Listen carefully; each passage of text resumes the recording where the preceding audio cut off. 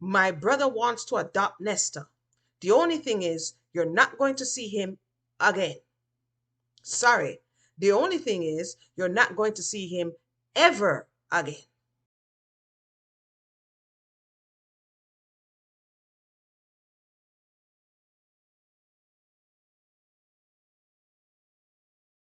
So the last time we left off, there was drama.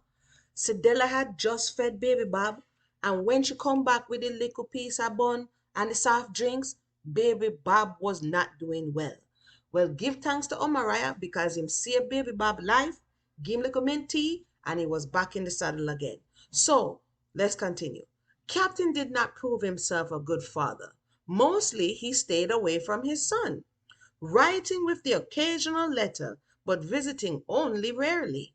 He seemed to take little or no interest in Nesta's upbringing. Captain, you start already.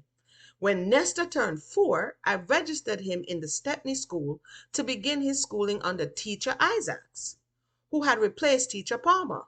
During those days, I used to keep a little roadside shop near the school, and I could sometimes look out the window and see the children learning their lessons outdoors. Many times I would glimpse Nesta teaching the other children how to form their letters or how to count. Go on, yeah, baby Bob. For he was already marked by his teacher for those early days as exceedingly bright and was allowed to tutor the slower pupils. Captain, meantime, continued his neglectful ways. On one of his rare visits, he told me bluntly, my brother wants to adopt Nesta. The only thing is, you're not going to see him again. Sorry. The only thing is, you're not going to see him ever again. Wait, why do we keep reading that wrong? Because it is just so unbelievable to the eyes. Let me try one more time. My brother wants to adopt Nesta. The only thing is, you're not going to see him again. It'll be like he's yours no more. What kind of proposition that? His brother Robert was the one after whom Nesta had gotten his middle name.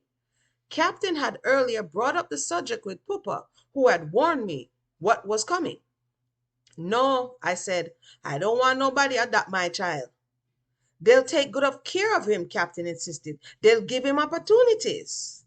We take good care of him down here, I answered. Life will provide him with opportunities. The whole story struck me as funny. Here's Captain's mother had disinherited him because he had married a black woman. She did not even know Nestor, her own grandson, and had never tried to see him. Now, all of a sudden, Captain's brother, her other son, a wealthy and famous engineer in Jamaica, wanted to adopt Nestor and take him away from me and mine? She said over our dead body. With that answer, Captain never again brought up the subject.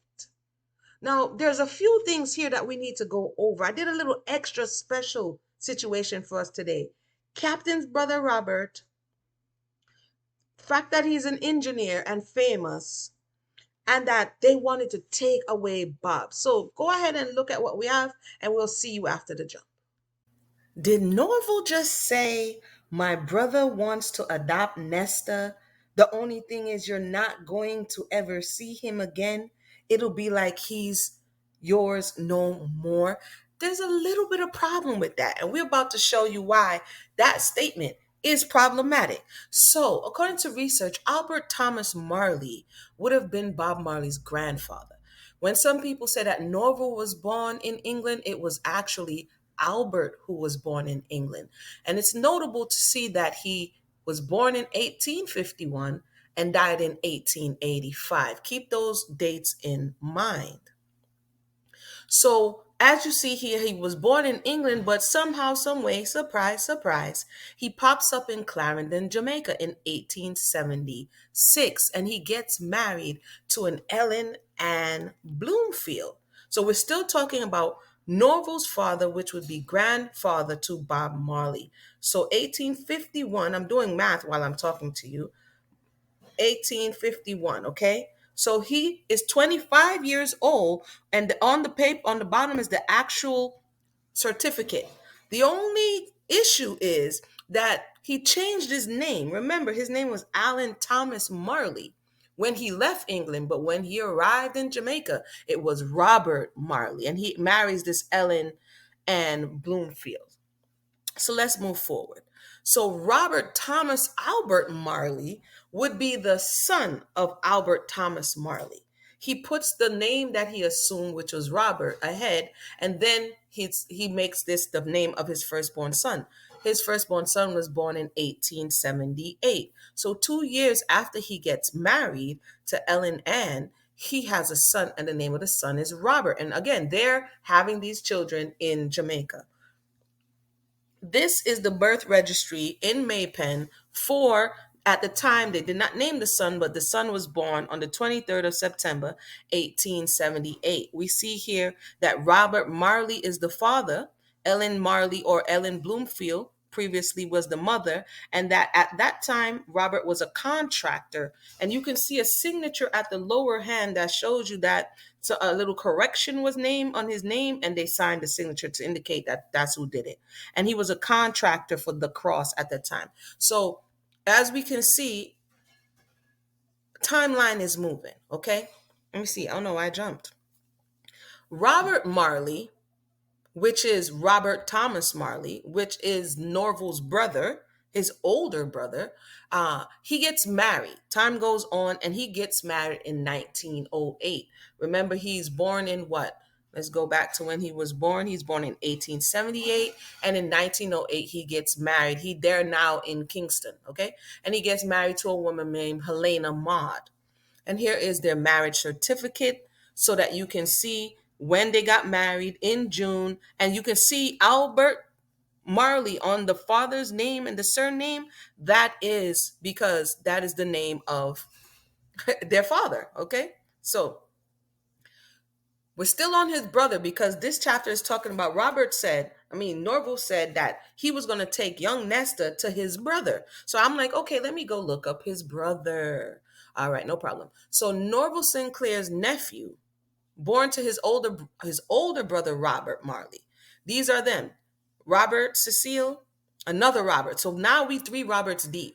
We have Albert, who changed his name to Robert. Then we have Robert, which was his son, which is Norval's older brother. And now we have Robert Cecile.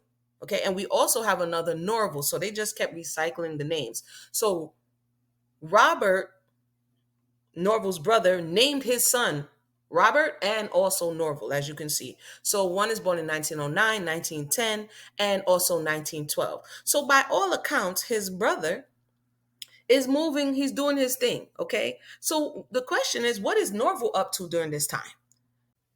So where is Norval? I was able to find, among other things, this discharge document paperwork from the Army. I know we've heard this before. So this is the labor corps in the British Army for World War One, right? And as you can see there, Norval Marley, it has there August the 2nd, 1919. They put a line through discharge to disembodiment and transfer to the reserves.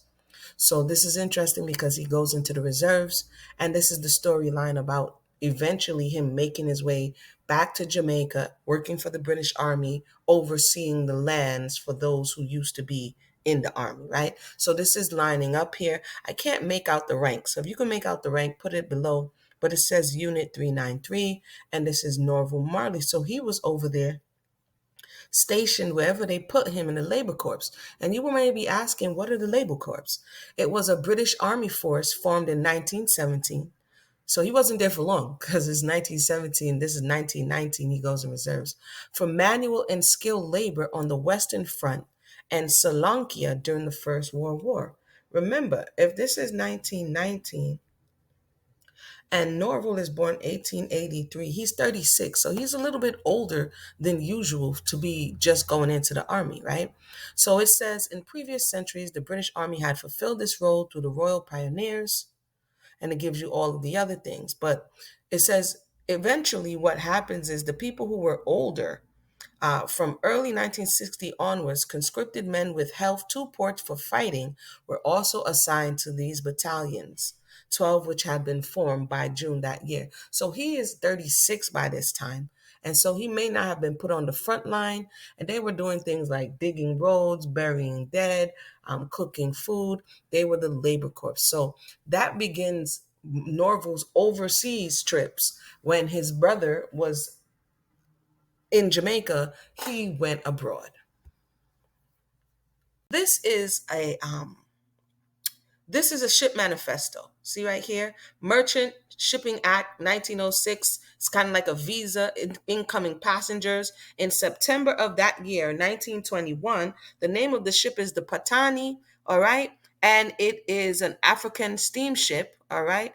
And so when you go a little bit further down, if you look a little bit down the page, you see Marley Norval, and he's on his way to Liverpool, and it says he's a trader. It has him as age 35, which is about the age that Norval would be.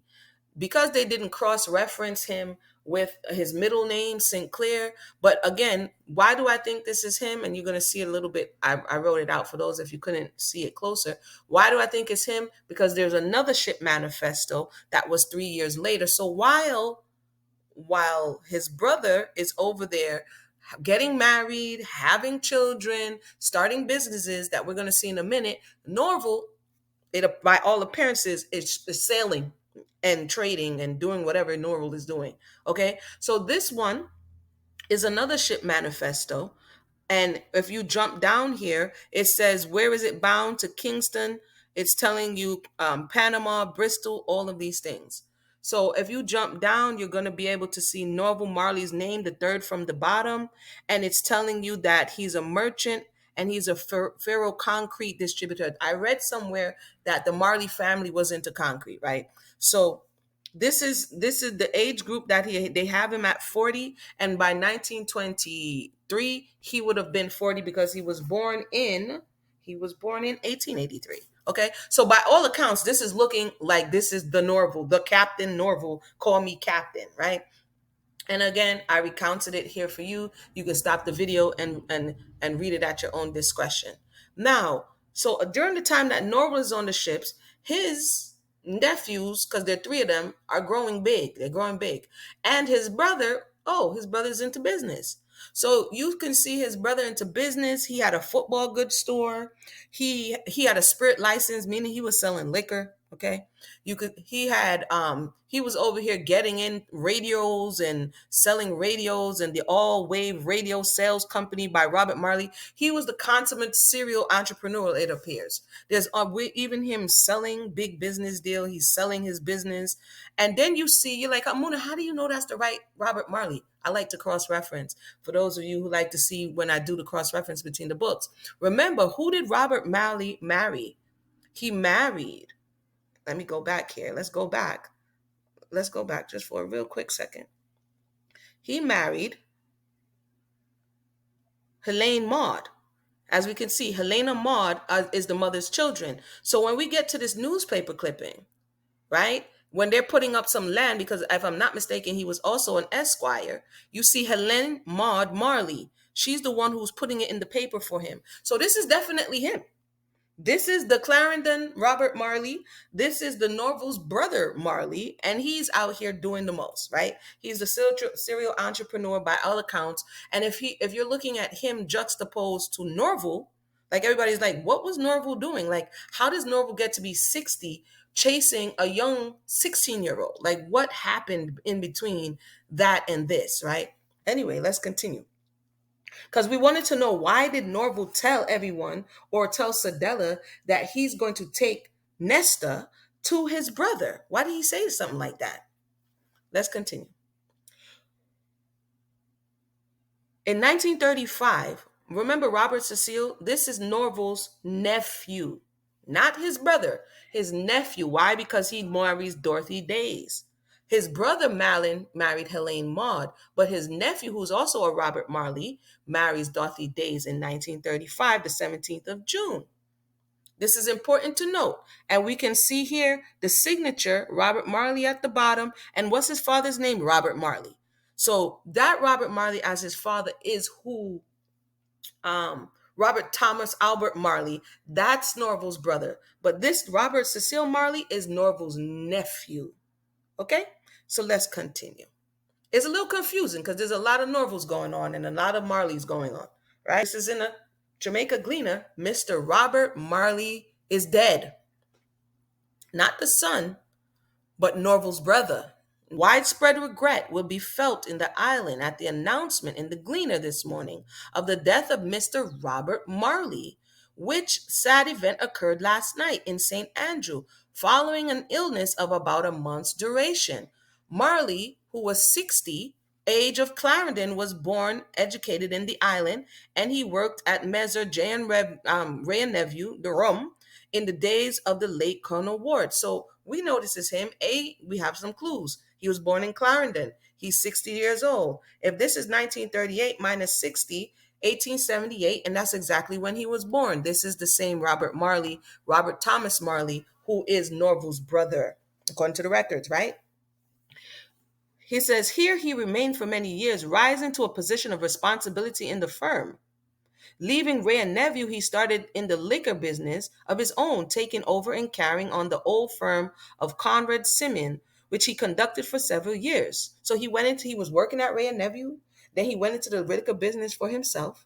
Subsequently, he started a sporting business in Church Street. That's what I just showed you, all of those clippings, because you would find a lot of those clippings because every week he would put articles in the paper. They have cricket gear, they have soccer gear. It's interesting that Bob Marley later on comes and he's very much obsessed with soccer. He's very much into the game, right? And his uncle, who died before he was born, was also into it.